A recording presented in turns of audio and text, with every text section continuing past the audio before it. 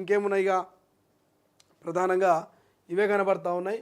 ఇక నమస్తే తెలంగాణలో 20,000 ఇందిరమ్మ ఇండ్లకు రద్దంటూ వార్త కనిపిస్తుంది. అరువులను కాదని నేతల అనుచరులకు ఇండ్లు మంజూరు చేసిన ఫలితం నిర్మాణం మొదలయ్యాక మధ్యలో పనులు నిలిపివేత. ఇక పిఎంఏవై యాప్ ద్వారా బయటపడుతున్న అనర్హులు, నిబంధనలకు విరుద్ధమైన ఎంపికలంటూ రెడ్ మార్క్.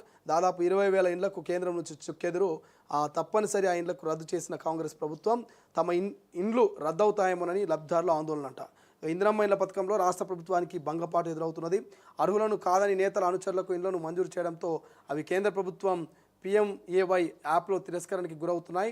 మంజూరు చేసిన ఇండ్లలో ఇప్పటి వరకు దాదాపు 20,000 ఇండ్లు రద్దు కావడమే ఇందుకు నిదర్శనం అంటూ వార్త కనిపిస్తుంది. సో ఏదైతే ఈ పిఎంఏవైకి సంబంధించిన యాప్లో మరి ఇన్వాల్వ్మెంట్ చేయాల్సి ఉంటుంది. ఎందుకంటే కేంద్ర ప్రభుత్వం నుంచి కూడా కొంత నిధులు వస్తాయి కాబట్టి.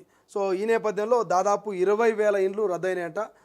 అర్హులు కాదని చెప్పేసి ఆ యాప్లో కొంత మరి అవి యాప్లో అప్లోడ్ చేసినప్పుడు అప్లోడ్ కాకపోవడం వల్ల కొంత ఎర్రర్ వల్ల కొన్ని కారణాల వల్ల 20,000 4,50,000 ఇండ్లు 4.5 లక్షల ఇండ్లు ఇస్తామని చేసి ప్రభుత్వం లక్ష్యం పెట్టుకుంటే అందులో 3 లక్షల ఇండ్లు ఇప్పటి వరకు మంజూరైనవి 3 లక్షలు. ఇక నిర్మాణం చేపట్టిన 1.5 లక్షల ఇండ్లు. ఇక అనర్హులుగా 20,000 ఇండ్లు ఆ యొక్క పిఎంఏవైకి సంబంధించిన యాప్లో తిరస్కరణకు గురైనాయట.